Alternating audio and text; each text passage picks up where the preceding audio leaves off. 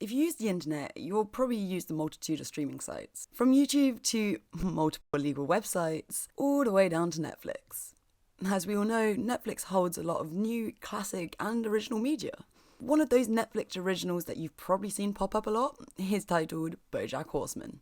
And you've either decided to skip it, or maybe you've watched a few episodes and it just didn't quite hit the spot. Or you've completely finished it and you're now probably having an existential crisis. I just so happen to be the latter, and I actually spend most of my time trying to convince my friends to watch the show. Considering I do it so much in real life, I feel like it's probably a perfect opportunity for me to make my first video essay. How better to start than diving into why I think Bojack Horseman is a fantastic show that I think everyone should watch. Real quick before we get into this, just popping in to say a quick hello, welcome to the channel, I'm Jay, and this is my first video essay, so it might not be fantastic, but I've been wanting to do this for a really long time, and you know, you can't get better unless you try, so yeah, if you have any suggestions on how to make it better, or if you have any comments on things that are going to be said throughout the video, leave them down below, and yeah, I hope you enjoy it. Let's go ahead and get into this. Alright, I guess for those who have never actually watched the show, let me give you a quick rundown of its premise. Set in Los Angeles, in which humans and anthropomorphic animals coexist, Bojack Horseman is an animated show about one man, who is also a horse, who peaked early and is trying to figure out what to do with his life now. An outrageous and dark comedy with a melancholy centre. The show asks the question, what happens when you have the world at your fingertips and you still can't figure out how to be happy? Now, let's get into this. Alright, let's look at Bojack Horseman being a cartoon. Maybe another adult cartoon just isn't what you're looking for. Or maybe the idea of a human/animal world is kinda off-putting. Well, what I ask of you, new viewers, is to oversee these details as much as possible, as the style chosen to tell this story is merely the medium used to impact the viewer much more than any conventional show of this genre could ever do. The idea of the main characters being animals makes the big subjects approached by the show easier to portray and also consume. Let me explain. Although Bojack Horseman carries a main theme throughout the show, each season approaches and handles topics differently. Season 1, mindless search for renewed happiness. Season 2, running only slows the process and sometimes makes it worse. Season 3, bringing others down with you. Season 4, experiencing and dealing with emotions. Season 5, relapsing and accepting. Season 6, life goes on.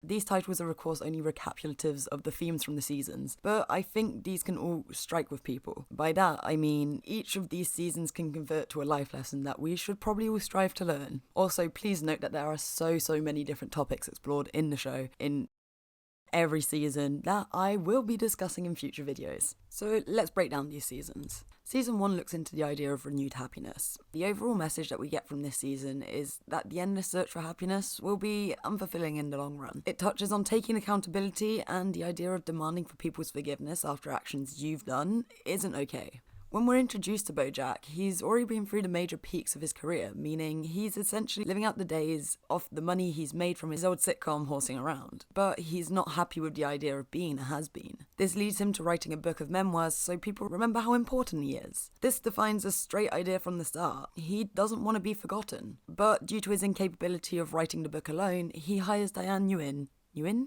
I think I got that, as a ghostwriter. Throughout this season, we have a deep dive into Bojack's initial character. From the first few episodes, we can see that he's impulsive, selfish, and quite honestly just a prick. But from speaking with Diane to help her write the book, he can be vulnerable, having never dealt with childhood traumas and other experiences in his life. In Season 2, we look at the idea of running only really slows you down. In this season, we learn a seriously valuable lesson. Everyone knows that running from your issues won't ever lead to a good outcome, but sometimes we forget that it can more likely than not just make everything worse in the long run. If you don't strive to be better, you'll consistently make serious mistakes. Although Bojack books the acting job of his dreams, some pretty crappy things happen with the director, which leads him to end up taking a trip to New Mexico in hopes of escaping his problems back home. As peaceful as it all seems at first, living in a fantasy can never end in a happy ever after. By the end of the trip, things take a slight turn for the worst, but you should go watch that one yourself. Season 3 teaches us the dangers of bringing others down with you. It also shows the importance of turning to the right people in your time of need, by which I mean when we're at our lowest, we can't just turn to someone who will let us indulge in our bad behaviour. Of course, Season 3 is the moment the tone of the show really switches. For watchers of the show, this season can be particularly hard to watch because of how blatantly obvious something terrible is going to happen. In this, Bojack returns from New Mexico on his boat and finds out he's been nominated for an Oscar. Throughout the season, we see Bojack actually trying to better himself, although he ends up going on a wild bender in which he tries to make amends to the people he's hurt over the years. However, he doesn't do this solo. He manages to take other people down on his path of destruction, which, as you can imagine, can only turn for the worst. In Season 4, we learn a lot about how others can help you grow, and I think it's about understanding how, no matter what's happened, what someone has maybe put you through, you can decide whether you want to continue with the long-term grievance or get some sort of closure in the time you have, even if it's not always the satisfaction you'd hope for. Season 4 is a completely different vibe to the others, and to be honest, this is my personal favourite season. In this, we get to see more of Bojack's background. We also start to understand Bojack's behaviours a little more, and in one episode, we even get to have an idea of what goes on inside of his head dealing with different sorts of anxiety.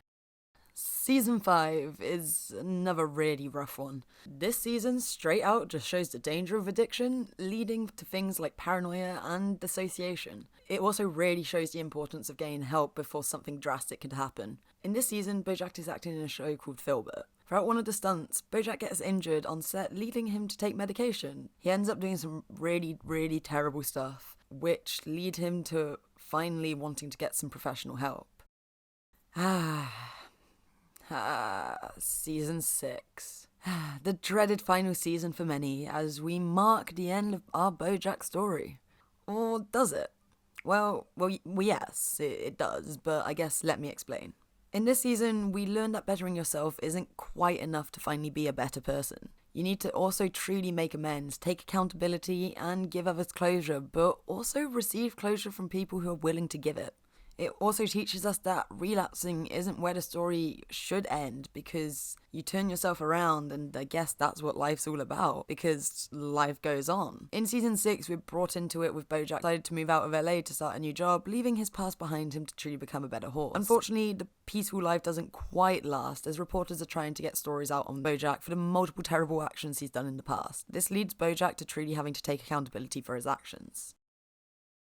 So if giving you those breakdowns of the seasons didn't make you want to watch Bojack Horseman, let me give you one last reason as to why I think you really should. Of course, I'll repeat myself again. Here I've only skimmed the surface of what the show Bojack Horseman has to offer. And there are so many topics discussed in this show, and so many great characters that need to be talked about, and some of the most amazing cinematography and story writing for a cartoon or just show in general. This show truly changed the life of a lot of people, and myself included. This show truly portrays the ideas of mental health, bettering yourself, and the ups and downs of life in the most genuine light compared to anything else in the industry. It helped me and many others find the words to describe what we're feeling. The creators of this show made talking animals relatable to so many different subjects. Everyone who I have managed to convince to watch the show has connected with different characters and managed to find their own moral to each season, and the show overall. I just find it fascinating how powerful this show truly seems to be,